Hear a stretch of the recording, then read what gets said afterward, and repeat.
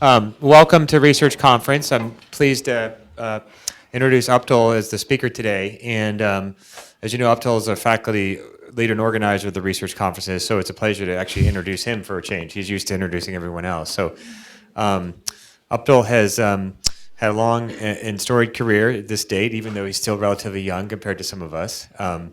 He started off by going to undergraduate at University of California, San Diego, and he tells me he majored in surfing for the first 2 years until he became serious about a career in medicine, followed by medical school at UCSF, and then internship, residency, and fellowship at the University of Michigan. And we were very fortunate in 2005 to have him come down and start his faculty career. Has been at Duke ever since then. And he has appointments in the Department of Pediatrics and the Department of Medicine and Nephrology, and has really, his career has blossomed substantially here at the DCRI and leading a number of different initiatives related to kidney disease, cardiovascular disease, and the intersection of those two. So pleased to have Uptal speaking today, and he'll talk about the importance of kidney disease with respect to population health and some of the things that his group has been working on and kind of where the future is going in this regard. So Uptal, welcome. Thank you, Matt, for a very nice, warm introduction. It's a real pleasure to be here. The last time I spoke was a few years ago, and it was about a totally different topic. I'll mention a brief update. But today I want to think about kidney disease from the perspective of population health. And I'll try to make the case that it may be something that we should be tracking more formally in order to have an impact that would likely have spillover effects across a number of other health outcomes. These are my disclosures. They're complicated, like the glomerulus, the filtering unit of the kidney. None of them are going to be relevant for today. Most of my funding is NIH funding, and for some event adjudication, DSMB work, and some trials, I have some industry sponsors, but I won't be talking about anything off-label today.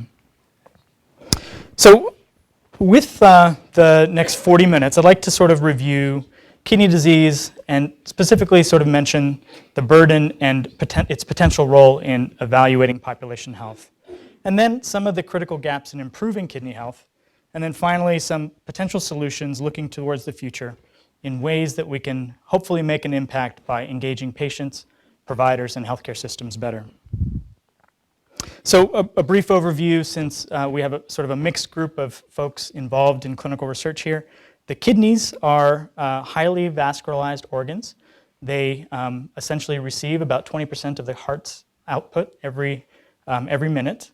And because of that, they're very vascular. And the filtering units of the kidneys are these glomeruli that are capillary tufts that allow the primary function of the kidneys, which is filtration of waste and then maintenance of water and electrolyte balance.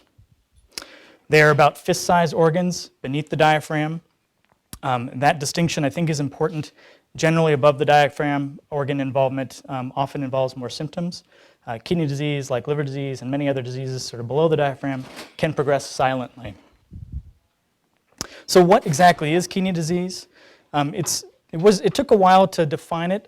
It wasn't until about 2002 when the National Kidney Foundation sort of highlighted a clear definition that has evolved somewhat, but provides a general structure for thinking about kidney disease as the presence of abnormal kidney structure or function that's persistent. For it to be chronic, it's got to be around for a while. And that can be manifest by structural abnormalities, such as markers of kidney damage, most primarily albuminuria, or albumin leaking into the urine from those filtering units you saw, the glomeruli, that shouldn't allow protein or small amounts of small proteins into the urine. Pathologic abnormalities for folks who have inherited forms of kidney disease, or abnormalities on imaging tests, again, for structural kidney diseases like polycystic kidney disease. And without evidence of damage, if kidney function gets below a certain threshold, it's also classified as being abnormal. And so the metric is glomerular filtration rate of 60 milliliters per minute, normalized for a person's body surface area. Two of the biggest causes of kidney disease are hypertension and diabetes. And in the US, over 50% of kidney disease is caused by diabetes. Almost a third is caused by hypertension. So if we think about kidney disease in that context of those two common comorbid conditions, it might be possible to think about it as a failure of primary and secondary prevention. So what is the implication of that? Well, if we think about the global burden of type 2 diabetes, it's actually enormous. Almost 40 million Americans have type 2 diabetes, another quarter, 24 million almost in South America.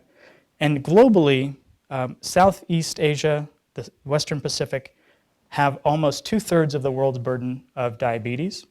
And clearly the genetics there is quite different. People acquire diabetes at very different BMIs, and the trajectories are somewhat different.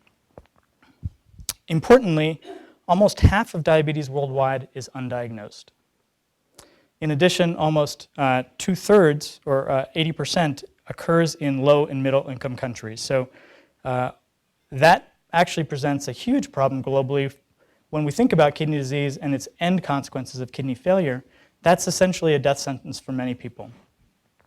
The projections provided by the International Diabetes Foundation suggest that there's only going to be quite a large increase in the next 20 years. And again, globally, this is a huge societal burden, not only in terms of morbidity and mortality, but as well as financial costs. Until recently, I think it was difficult to characterize the specific role of kidney disease in thinking about the population burden of type 2 diabetes. But this study, just highlighting one of many in the past couple of years, I think nicely demonstrated that thinking about kidney disease in the context of managing diabetes is critically important. What it shows is that the standardized 10-year cumulative risk in a cohort of people who were in the NHANES, the most recent NHANES cohort, followed over time and had the records were linked to death data. We see that the baseline rate of death is demonstrated by this dashed line. And for those without kidney disease but some presence of diabetes, there was a risk increase in the population. But that risk increased almost over fourfold with the presence of albuminuria, defining that type of kidney disease. Those with impaired GFR or GFRs below 60 had almost a 4 to 5-fold increased rate of death. And those with both had almost a 12-fold higher rate of death. When we think about this in the context of other studies, almost all of the morbidity and mortality associated with diabetes occurs in those with mild forms to severe forms of kidney disease. So what are the projections of this burden? This was a very nice study, again, linking two different cohorts of NHANES from an early period in the 80s and early 90s to the later 90s, demonstrating an increase in prevalence from 10% to 13% of CKD in general, not specific to diabetes. But when they looked, almost all of that increase was driven by increasing prevalence of diabetes and hypertension. And more recent projections by some colleagues at the RTI suggest that the lifetime residual incidence for adults is quite large, almost 40 to 50%, depending on one's age group, and that the prevalence is expected to continue to increase almost to 14% by the end of this decade, and then almost 17% the following decade. So the question is, can we bend this curve? It's also important to think about kidney disease in a population context with the following statistic. 1 in 6 African Americans has signs of kidney disease. That's in contrast to about 1 in 11 people in the general population. So there's an overrepresentation of people of African American heritage of having kidney disease. And it's important to think about the biological consequences or etiologies of that, but also other contributors that might lead to that large national disparity. So how are we doing? This was a very nice publication by folks at the CDC, linking a variety of different data from national surveys to admin data, demonstrating that in the past 2 decades, there have been remarkable improvements in reducing mortality rates for those with various forms of cardiovascular disease among patients with type 2 diabetes. But we really haven't made much headway for end-stage renal disease. So with that context, it's, I think, important to think about kidney disease in terms of population health measures. Traditionally, we think of population health measures that essentially identify outcomes like mortality at various stages and among various subsets of the population from various time points, either from birth or from after survival into childhood or adulthood. And they provide nice summary measures, But condition-specific outcomes might also provide some specific advantages. They can be quite detailed and sensitive to small changes in how various conditions affect individuals. They can also be specific for essentially the outcomes of management trials within health systems or broad communities. Whereas the population measures like mortality might take longer to affect and might not be feasible in the context of sort of local community efforts to improve population health.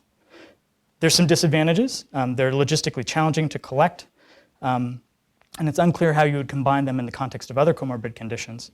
And obviously, they would be difficult to convert to overall measures of health and well-being with broad ranges of severity.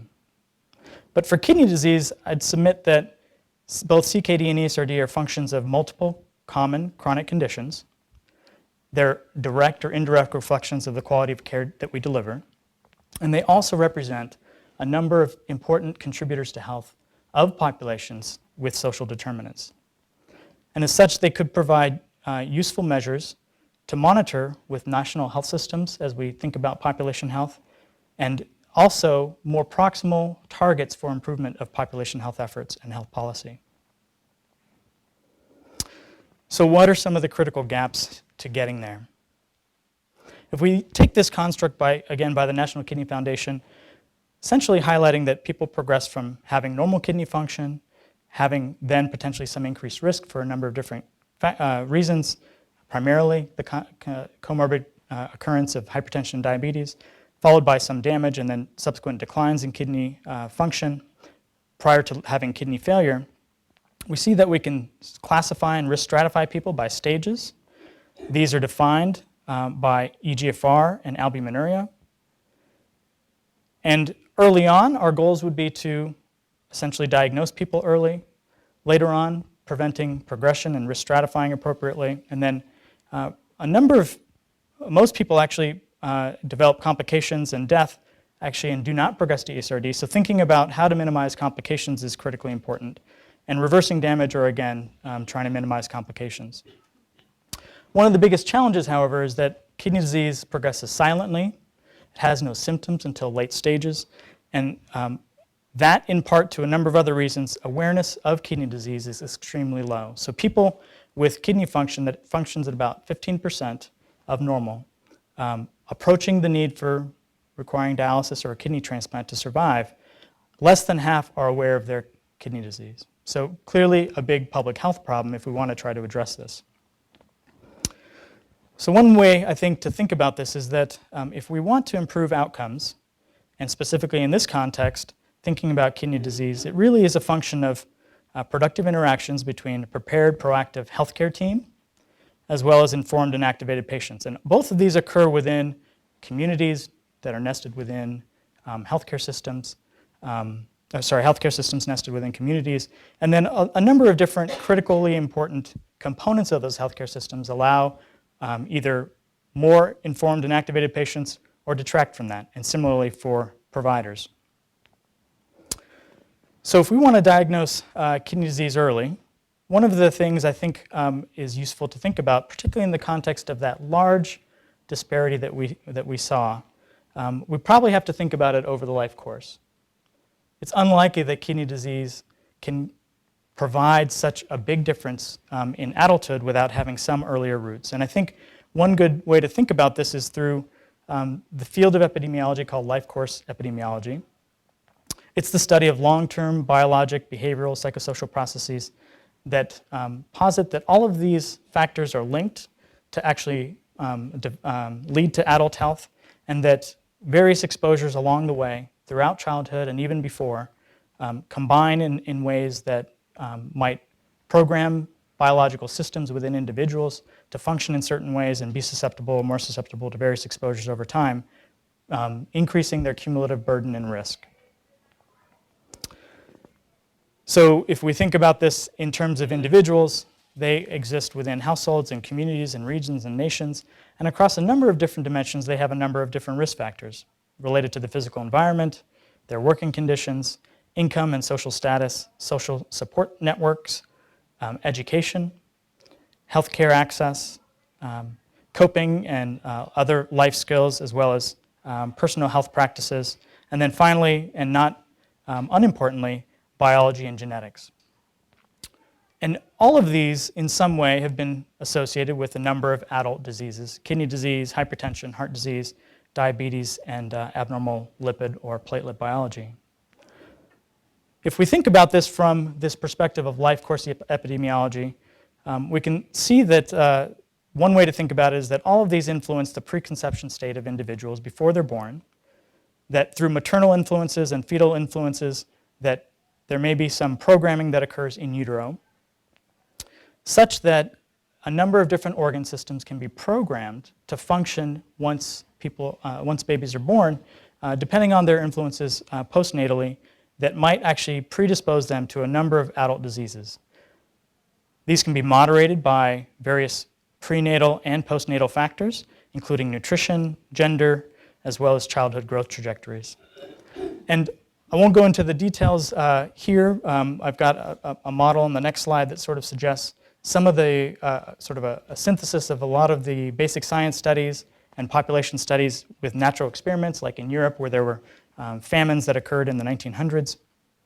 A number of these different factors might be things that we can start to measure.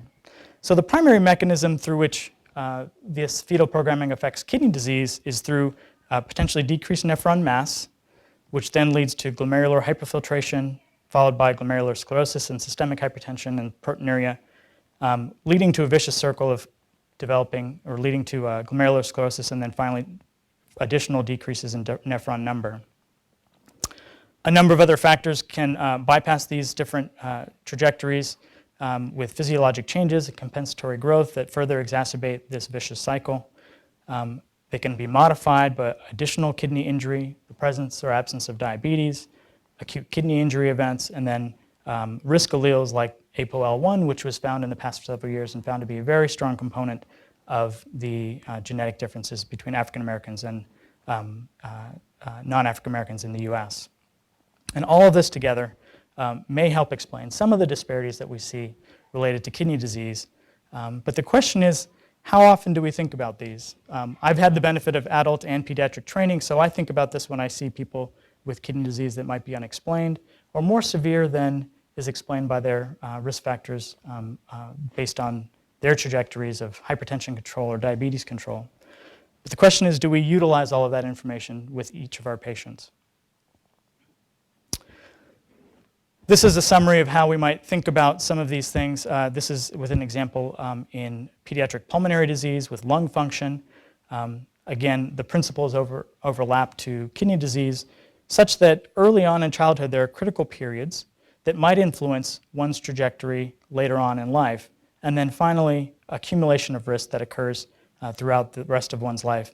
And when we see people as adults, we don't always look back and think about all of the cumulative risk that led them to their current state. In the context of diabetes, we also have a very big problem with young people.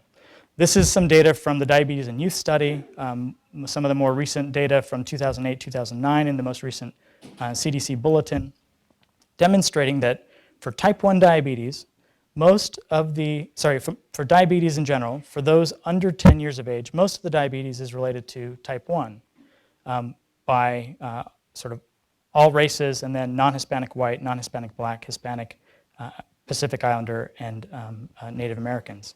But if we look at the teenagers, there's a dramatic increase in type 2 diabetes. These are children and adolescents before the age of 20. And this has dramatic consequences. If we look at kidney failure in young adults between the ages of 20 and 40, over the past decade and a half, there's been a 1% decrease in the incidence rate among Caucasians, but a 70% increase in African Americans and a 30% increase in Native Americans. And so if we're thinking about the health of young adults in their 20s and 30s, we have to look at their health prior to that. That risk did not suddenly appear on their 20th birthday, and we need to think about how, as healthcare systems and healthcare providers, we're addressing risk as early as possible. So what do some of the guideline committees recommend for screening? This just highlights one major controversy that occurred in the past several years. A very well-done systematic review commissioned by the ACP, conducted by the USPSTF, essentially said that there's no good evidence to recommend screening in asymptomatic individuals. Well, what's the problem with kidney disease? It's asymptomatic. So clearly there's some conditions that predispose people to higher risk, hypertension, diabetes, and those individuals should be screened. But when we look across a number of different guideline bodies, the American College of Physicians, the Kidney Disease International Global Outcomes Group, the Australian group, Canadian group, British group, another British group, UpToDate, they all have different recommendations of who should undergo screening. There's some consistency in identifying those with diabetes, hypertension, cardiovascular disease at being at increased risk, but then there's a lot of varied recommendations. And in part, I think that mixed message is challenging. And as individuals taking care of these patients, I think we probably have to make individualized decisions, but really consider the increased risk that may not be clearly evident without digging a little further into each individual's past. So how well do we recognize kidney disease? This was a study that I did as a fellow. It essentially looked at nephrology visits by level of kidney function, so people with lower levels of kidney function and proportion who had any nephrology visit in the VA system in a cohort of about almost 10,000 people with type 2 diabetes. So these were regular users of the VA system, so they had access to care, they had access to subspecialists, and yet those who were about to need dialysis, under a third had seen a kidney specialist. So clearly there's a detection problem from the systems and provider perspective. And one of the most common questions that I was asked early on in fellowship was the following. Doc, why didn't someone tell me sooner that there was something wrong with my kidneys? And this is a plot of that patient who essentially had slowly rising creatinine. This is serum creatinine. The dashed line is the upper limit of normal. And over time, they had had a gradual rise, but were only referred when they had lost almost 2/3 of their kidney function. So how can we engage patients better when the information is collected in our healthcare systems, but not adequately or appropriately conveyed to patients to help engage them in their care? There was some hope that with reporting of a conversion of serum creatinine to the estimated GFR, that helps account for the nonlinear relationship between kidney disease and serum creatinine, that there would be some improvement in recognition of kidney disease. And we looked at that in the VA system. So we used 2 national VA cohorts receiving care in the VA before and after this automated reporting, which was a natural experiment. Essentially, the VA said, well, we've got this software that can be put into lab systems and help report this automatic number that helps physicians interpret serum creatinine better. Maybe that'll help the care. And essentially, we looked before that period and after that period to determine whether or not recognition increased. We used indirect reflections of recognition, new diagnostic codes, diagnostic testing that would be specific for further evaluation of kidney disease, and outpatient nephrology visits, or a combined metric.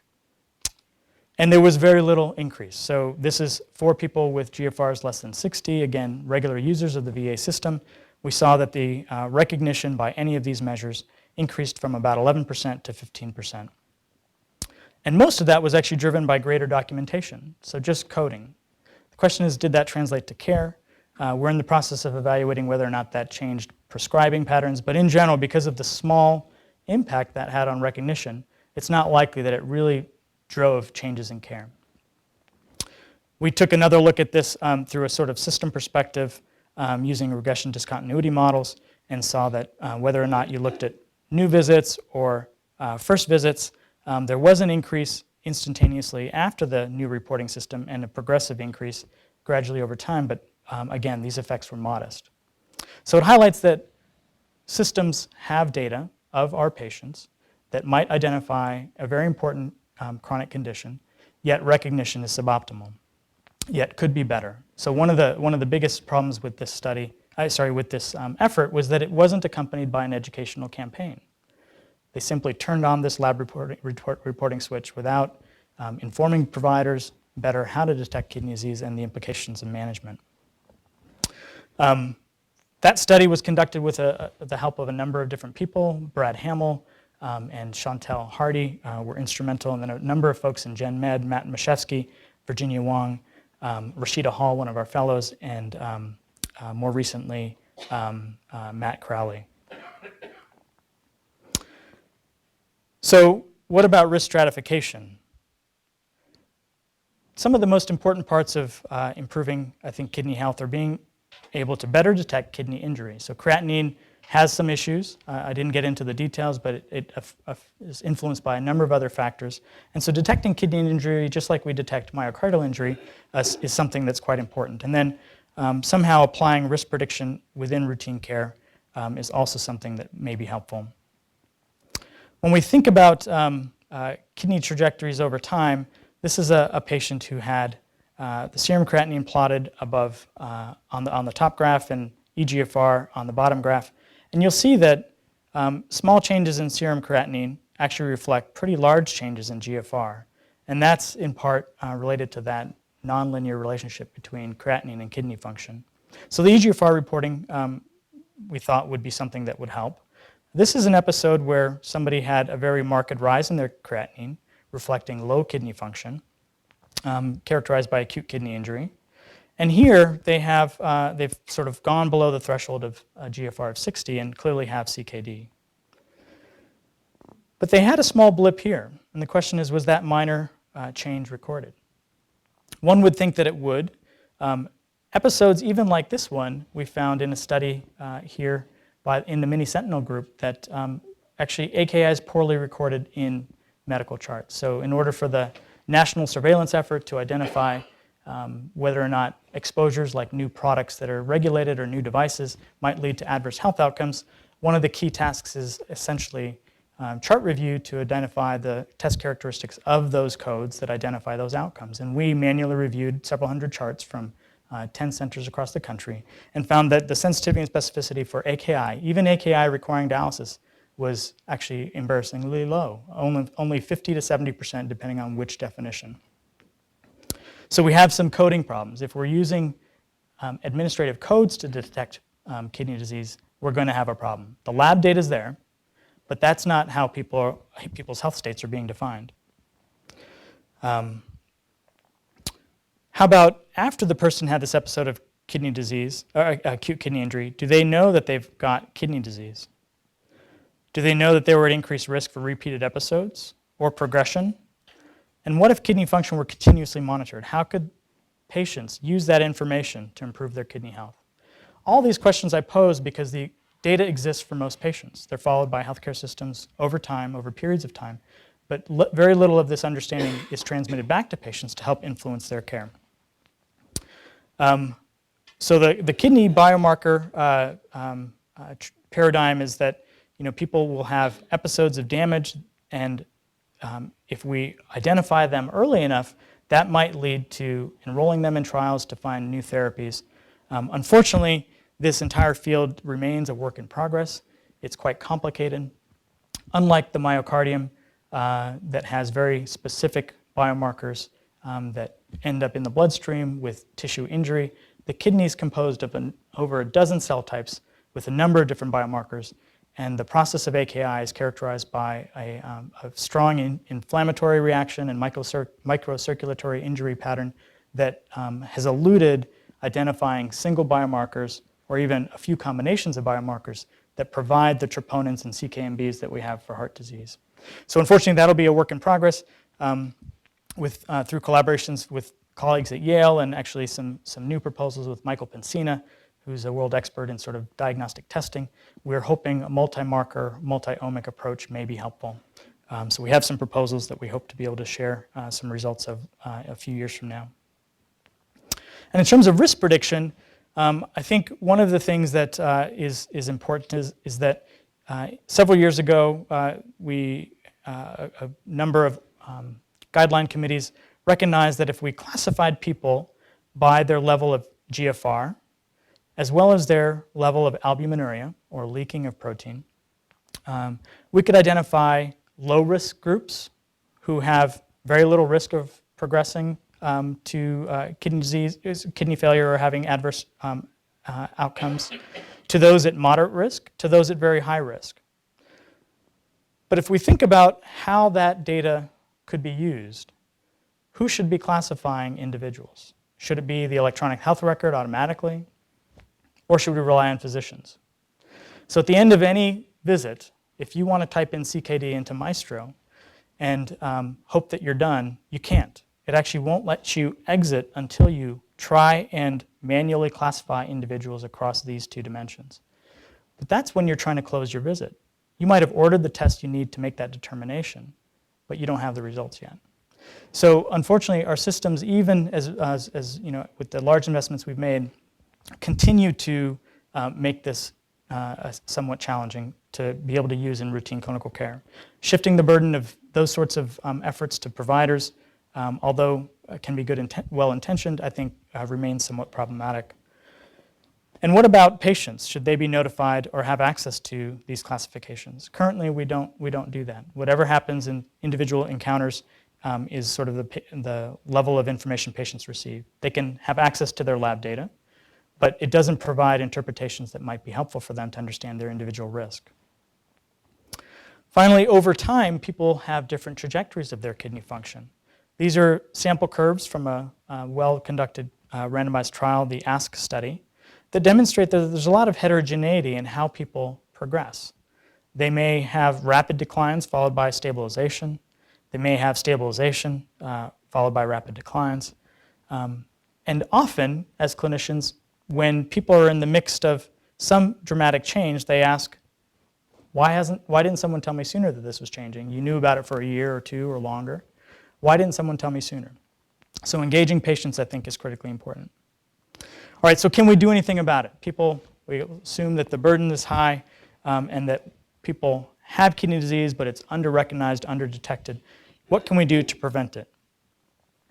Again, thinking about having a prepared, proactive team as well as informed, activated patient, I think is critical to this. And I'll sort of step back and sort of provide the following viewpoint, that when we think about what makes us healthy, it might have something to do with access to care, clearly some component of our genetic endowment, environmental exposures, both broadly and locally, but most of it has to do with health behaviors. Yet most of our effort is spent on medical services, and very little is actually spent on health behaviors. We could argue about the various thresholds, but in general, the concept that most of our health might be related to health behaviors, I think, is important to think about. And when we think about changing health or health behaviors, we have opportunities to engage people in various settings. We could do it in the inpatient setting, where they spend very little of their time, or the outpatient setting, where they spend a little more, but still very little of their time. Most of the time, people are living their lives, and they are experiencing life, but we are trying to engage them often where we can, which is not where they're spending most of their time. So if we wanted to essentially change behaviors that might be important for conditions like kidney disease that are the function of diabetes and hypertension, how can we do that? Well, if we take sort of the Wagner model and identify that self-management support is one of the critical components, we still need to have people adopt new beliefs and values, and then with that, initiate behavior change, and then finally maintain it. And there's a number of different theories that can be sort of brought together to think through these issues. Hayden Bosworth, a faculty member in the general medicine division, has been a great collaborator and friend with whom we've done some of the work I'll share with you, is a behavioral psychologist by background and done some wonderful work in diabetes, hypertension, and we've partnered to try to work on kidney disease. So when we did that, when I sort of thought, well, we've got to do better in routine clinical care, are there any examples of success? And one of the, I think, most shining examples of the possible potential was the STENO2 study. This was conducted in the 1990s while the UK PDS was still underway. There was still no real solid evidence base for type 2 diabetes management, and they wanted to validate the efficacy of daily clinical practice in routine care, effectively a multifactorial treatment for type 2 diabetes. They selected high-risk patients with type 2 diabetes, those who already had some evidence of mild kidney disease, microalbuminuria. And the setting was in a single center in the Danish healthcare system, so a very unique structural setting that had a unique strategic advantage. They were an organization that could allow for an intensive intervention. People didn't live too far, they had numbers, and they had the infrastructure and national support to do it. And they also sought to implement a long-term intervention. So what did they do? They had a number of pharmacologic targets that they tried to meet through intensification of medical regimens. But they also, and very importantly, tried to influence health behaviors, specifically diet, exercise, weight loss, stress reduction. Smoking cessation was a behavioral component as well. And they achieved phenomenal success. So they essentially implemented this stepwise intervention. Their primary composite endpoint in their primary publication was CV death, non-fatal MI, non-fatal CVA, revasc, and amputations.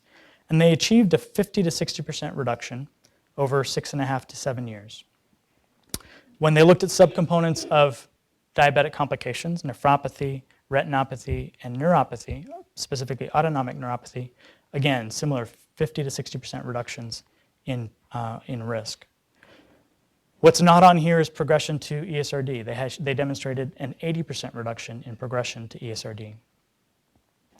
So after that, we thought, well, that's a small single-center study. There was 160 patients in that study. Is this generalizable? So we conducted a systematic review to look at multidisciplinary care for kidney disease.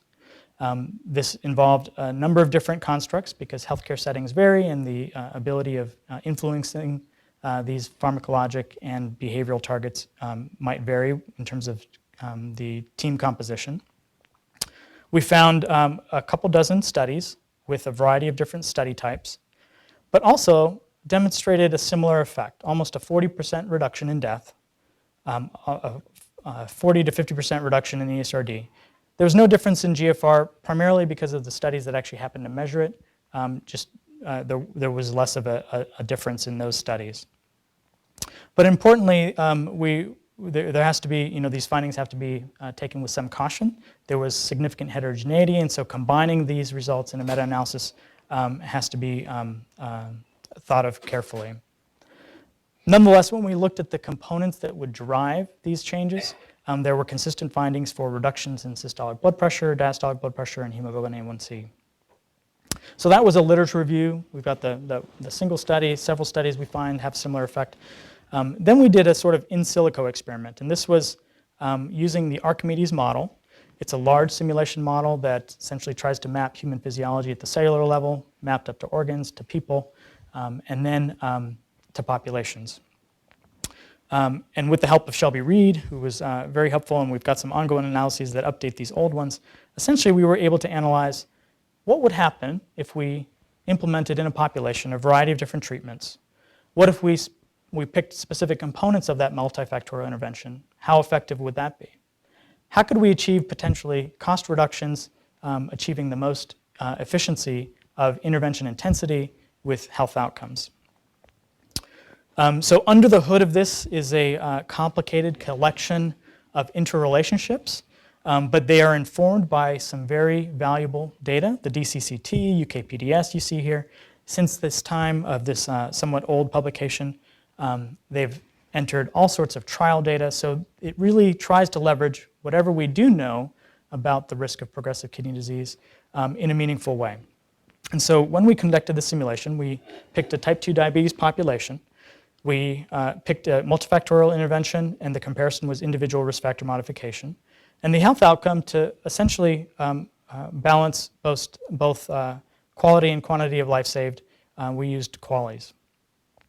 And in general, the results essentially were more favorable when we looked at the subpopulations that had uncontrolled hypertension. So over time, essentially this curve demonstrates that a multifactorial intervention yielded the highest QALYs over time, and that if we looked at subsets of the populations of people with diabetes, those with kidney disease and uncontrolled hypertension also yielded the most gains. So if we think about, okay, we've got some real-world data, a small study in a unique setting, a number of studies across the world that may have demonstrated some improvements, an in silico simulation. Well, how can we still get from all of that to actually doing this? One of the biggest challenges is access to patients. And rather than face-to-face visits, which are somewhat inefficient, difficult to scale, we tried to use a telehealth approach in thinking through this. So Hayden Bosworth and his team have used this for a number of studies in diabetes and hypertension. And so we designed the following trial, the STOP DKD study, which is a randomized trial of 300 people with type 2 diabetes and some evidence of diabetic kidney disease, as well as uncontrolled hypertension. We're implementing a monthly behavioral educational phone call that I'll show you some examples of some of the things we try to address. Utilize motivational interviewing techniques by our interventionists who are pharmacists, who, because of their background and taking care of this complex patient population, are able to help with the medication intensification that hopefully will lead to better outcomes. To engage patients more, we use self-monitoring of blood pressure. They're given individual cuffs, they record values, they provide them for these phone counseling sessions that then cover a number of different behavioral topics throughout the 3-year trial. And our primary outcome, we're powered to detect a 5-point change in GFR, but hopefully we'll be able to extend it and then be able to show a difference in other health outcomes. I want to pause to thank actually a number of people here at the DCRI who were instrumental in getting funding for this. Waymon Barnhart, statistician, Shelby Reed is our health economist, Tina, Laura, and Kola, the fantastic 3 from the outcomes group. The study couldn't be done without them. And so this is sort of what the trial we used to power our trial is that there's this relationship if we plot a number of different diabetes studies on a curve with blood pressure on the x-axis and change in GFR on the y-axis. You see that as these studies titrate to lower blood pressure targets, there's a slower reduction over time of GFR. And so we used this in part to power our trial, and our target is a blood pressure goal of 140. This is a sample screenshot from our intervention software. This is an old version. There's now a web-based version that we're using, but essentially it gives you a sense that essentially various encounters can be uploaded. People go through a schedule over the 36 months of addressing various components of health behavior change. This allows the intervention to be delivered in a standardized way with some reasonable fidelity across interventionists. It's tailored to their stage of change in order to be behaviorally appropriate. And then there's areas for the interventionist to record notes for various personal things. But as the patient responds to these various questions and scripts, the software on the back end will progress the interventionist through behaviorally appropriate scripts to optimize behavior change. So the question is, well, an opportunity came up to think about broadening our efforts. And one of the challenges of doing that was that, well, we haven't demonstrated effectiveness of this study. It's still underway. But really, we were just trying to improve the care that people were already receiving and should have been receiving, and trying to do all the things that primary care docs don't have the time to do in terms of behavioral education and counseling. So we partner with Rob Califf and his team, specifically Ashley Dunham and others who had been successful in getting the CD project up and running, and thought that that would be a great environment in which to try to make our intervention more effective and hopefully more scalable. So as you know, this is a study in 4 counties. We've, through a process of just necessity, limited our current study to Cabarrus County and Durham County, although the construct could be applied more broadly. The limitation is that if we wanted to try to essentially develop a more efficient population program, we really need the data. And the data from the other 2 sites just was not sufficient to identify people of interest for this study, so we weren't able to include both the West Virginia and Mississippi sites. But essentially, we've got this study, the STOP DKD app study, which is trying to identify 320 people with moderate DKD and uncontrolled hypertension from the CD Integrated Data Warehouse, and essentially take all of the content we have and try and automate as much as possible, delivering content to patients through their selected modality, text messaging, email, something that doesn't require a human, to allow as much of the intervention to have an effect without manpower in order to allow it to be broadened to a larger population. We'll be monitoring outcomes and activation of engagement through a case manager who will still conduct monthly calls, but these will be much shorter. They won't be a pharmacist, so they won't involve the intensive medication intensification, but we're hoping that the behavior change will allow control of blood pressure, which then will hopefully lead to improved outcomes. So this is a 2-year, essentially feasibility study that will hopefully lead to a larger project and scale up. Our technology partner is Celopathic, who Hayden has worked with, and this is just a screenshot from some of their other material. Essentially, we'll be using cell phones, smartphones, email, potentially interactive voice response to engage patients to hopefully elicit the behavior change necessary to minimize their complications. So what are some of the limitations of this approach? Clearly, we're ignoring some really important issues. The biologic heterogeneity among those with diabetes and kidney disease is quite wide, and that's actually one of the goals of our Stop DKD study. The study you heard about, the STENO2, was in a very homogeneous population in Europe.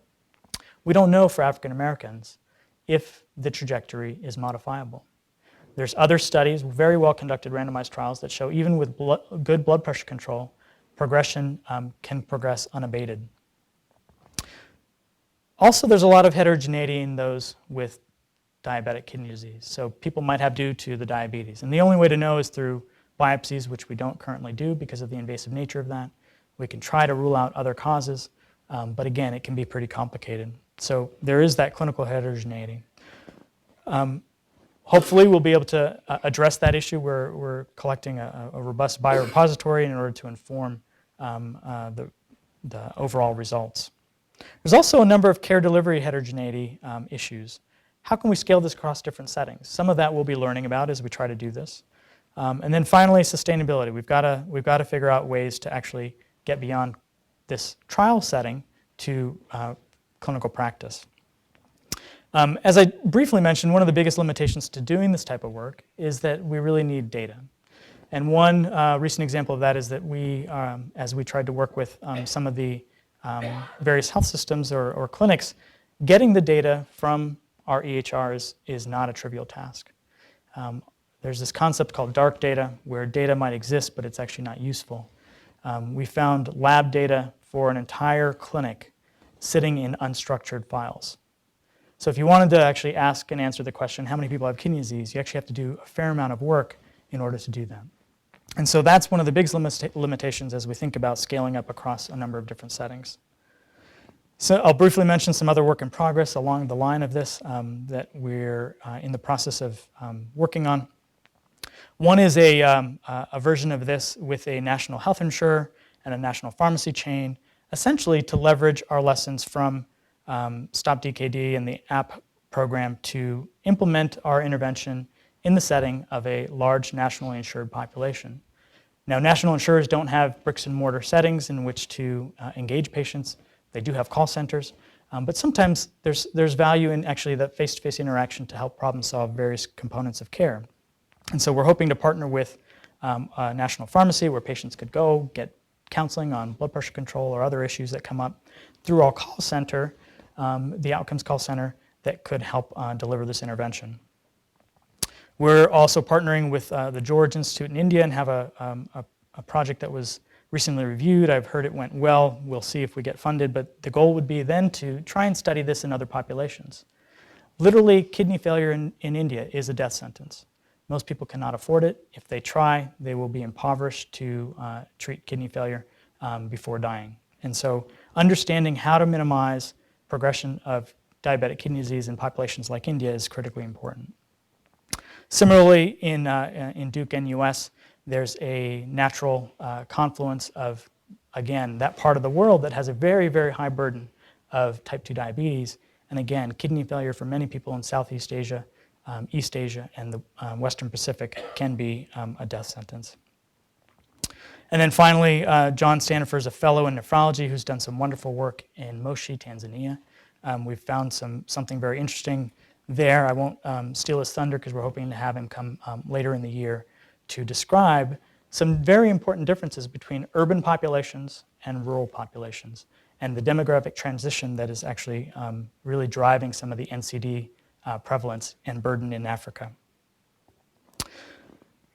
So to get to some of the, to not leave out the kids, I want to just highlight this study. This was the ESCAPE trial conducted a few years ago that essentially randomized children with kidney disease to high or low targets of blood pressure control. So more intensive control was essentially the 50th percentile versus the standard blood pressure target of 95th percentile.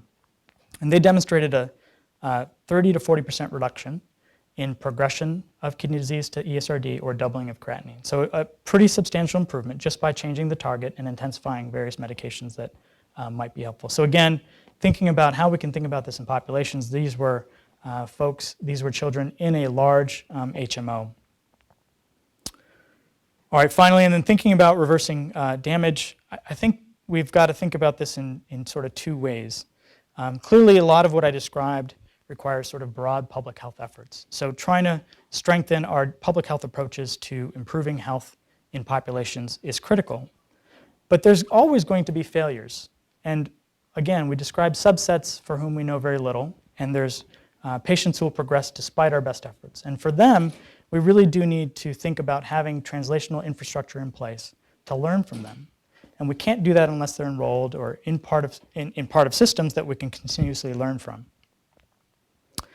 To highlight that this is a dire need in kidney disease, in the decade from 2002 to 2012, there are only 7 new drugs approved for kidney disease, and I think we would be hard-pressed to identify if any of those have actually saved one person from progressing to kidney disease. A lot of them were related to metabolic complications of kidney disease.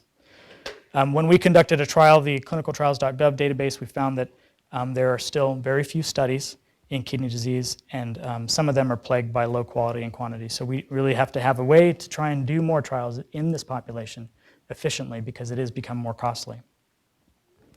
I'll make a plug for translational research locally. We have a P30 that's housed here at the DCRI, run in part with the help of Sandy Tort-Ulig, who's a project leader for it, and my co-director is Laura Svetke.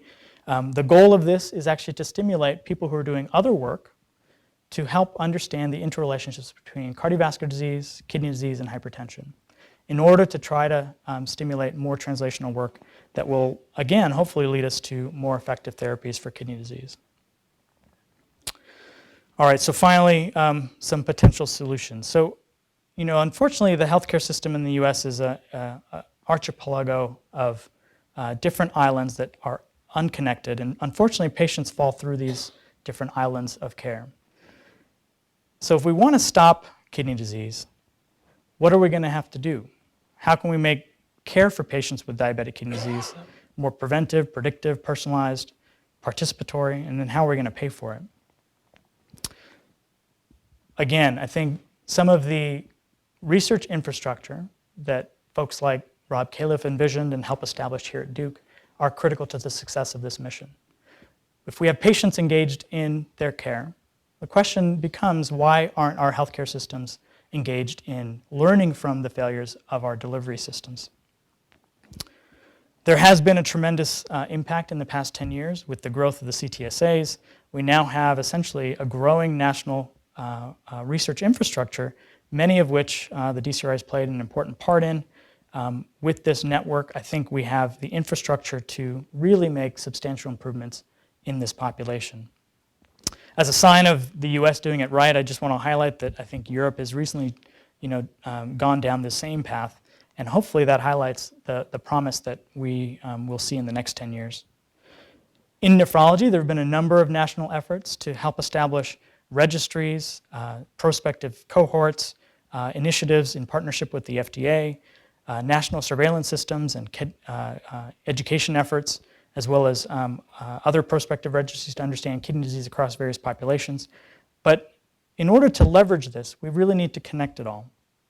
And I think the path to improving what we do for patients is really to better use the existing information to engage patients, providers, and healthcare systems. We've got to learn from our failures better. We've got to do this efficiently using existing infrastructure to improve quality and decrease costs. And I think the key is to actually collaborate and make partnerships that will allow us to have a common goal. And the concept of a learning health system appeals to many. There's a number of folks across the Duke campus who are interested in thinking about, can we do that locally? Should we define preventing kidney disease a local mission of importance? Conceiving this nationally, I think it would not be hard with the existing infrastructure in place.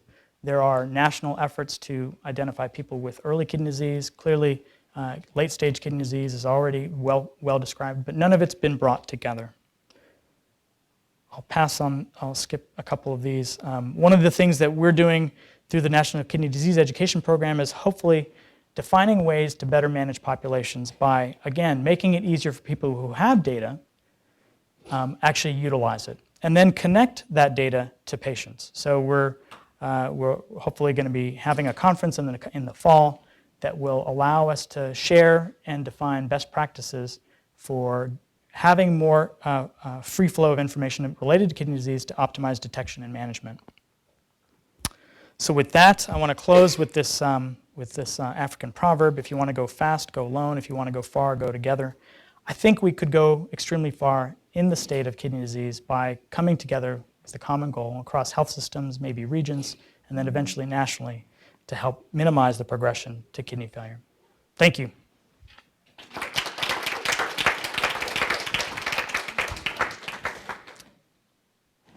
Sorry, I have to host myself.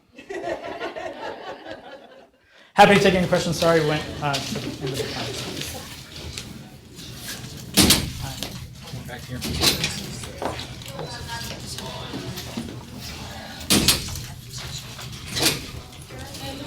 Go ahead. So last decade, diabetes increased with the youth patient. So it's like a chain reaction, kidney disease. Was it related with the obesity with the youth patient? And do you think we can, find any solution or any effect regarding this research? Right, thank you. So I think the question is the role of obesity, and if we're able to identify ways to better manage obesity, if that may have a role in preventing kidney disease. Absolutely. So one of the biggest drivers of type 2 diabetes is obesity. But not everybody who's obese gets diabetes. And not everybody who gets diabetes gets kidney disease. And so I think understanding those differences is also important to risk stratify people better in order to have more effective targeted therapies. Thank you. Thanks, everyone.